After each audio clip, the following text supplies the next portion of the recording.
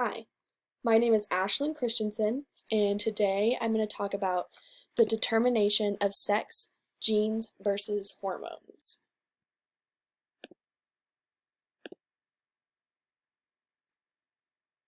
In the early embryo, sexual structures cannot be distinguished as male or female and are called bipotential gonads.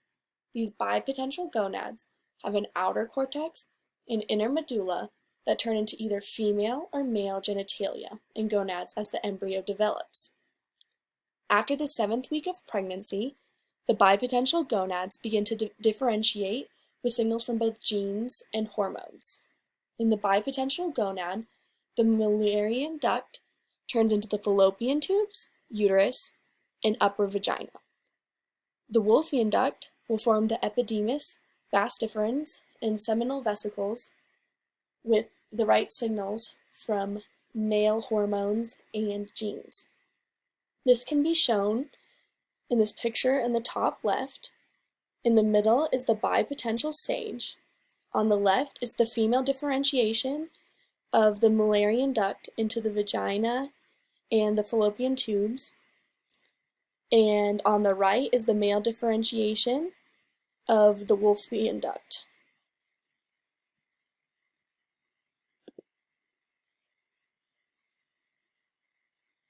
All development is structured by the genome of an individual. Humans have 46 chromosomes. 22 are homologous pairs, and 1 is a pair of sex chromosomes. The sex chromosomes are either an X or Y chromosome.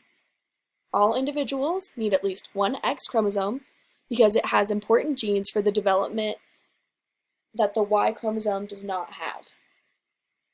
Normally, a male has an XY pair, and a female will have an XX pair. There can also be males with XXY groups and females that have just one X chromosome. But usually these individuals will have some sort of developmental issue. In normal females with an XX pair, after the ovaries are developed, one X chromosome, randomly gets inactivated in every cell and becomes a Barr body. The primary gene that determines the sexual differentiation of an embryo is the sex-determining region on the Y chromosome. SRY activates SOX9, WT1, and SF1, among other genes, by producing proteins that act as transcriptional factors. These genes create proteins that promote the development of gonadal medulla into testes. This formation means that testicular development does not require testosterone and other male sex hormones, and this is important because developing embryos cannot secrete testosterone until after the gonads differentiate into testes. For females who lack the Y chromosome, the SRY gene is not present. Therefore, SOX9, WT1, and SF1 are not activated, and the testes are not developed. In the picture on the top right, you can see the XX chromosomes for a female sex chromosome pair and the XY pair for a male. You can also see that the Y is substantially smaller than the X chromosome, and you can see why that you need at least one X chromosome for a living fetus to develop.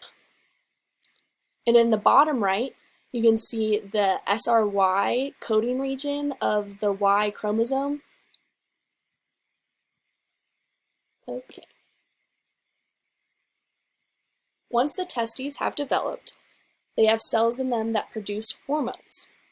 Both Sertoli cells and interstitial cells both secrete hormones important for male sexual characteristic development. Sertoli cells secrete anti-Mullerian hormone. This causes the embryonic Mullerian ducts to regress so that they do not form into the fallopian tubes, uterus, and upper part of the vagina. The interstitial cells secrete androgens. This group of hormones includes testosterone and a testosterone derivative, dihydrotestosterone. Reductase in the interstitial cells catalyzes the conversion of testosterone to DHT. Testosterone signals the Wolffian duct to turn into the epidermis, vas deferens, and seminal vesicle, and later triggers the movement of testes into the scrotum. This is important because sperm production needs to happen at a lower temperature than the normal body temperature. DHT triggers the development of the external genitalia and the remaining sexual characteristics for males. For females, they lack the Sertoli cells and interstitial cells. This means that there is a reduced level of AMH, testosterone, and DHT. In the absence of these hormones, the Wolffian duct regresses, and the Mullerian duct forms the fallopian tubes, uterus, and upper part of the vagina, and the external genitalia forms the outer female genitalia.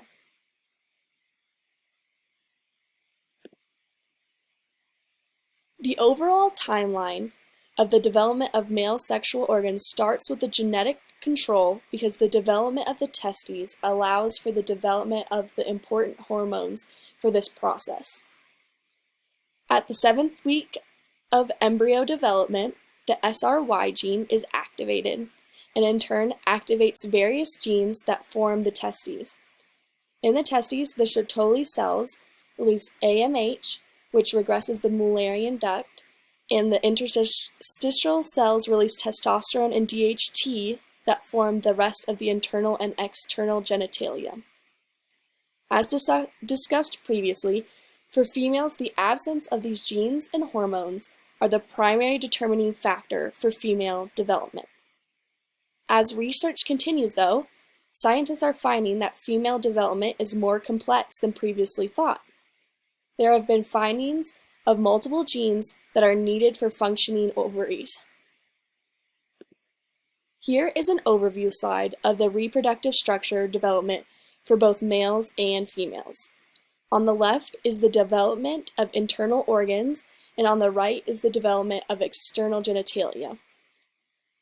Here you can see the Mullerian duct turning into the uterus, upper part of the vagina, and the fallopian tube. Over here is the differentiation into the male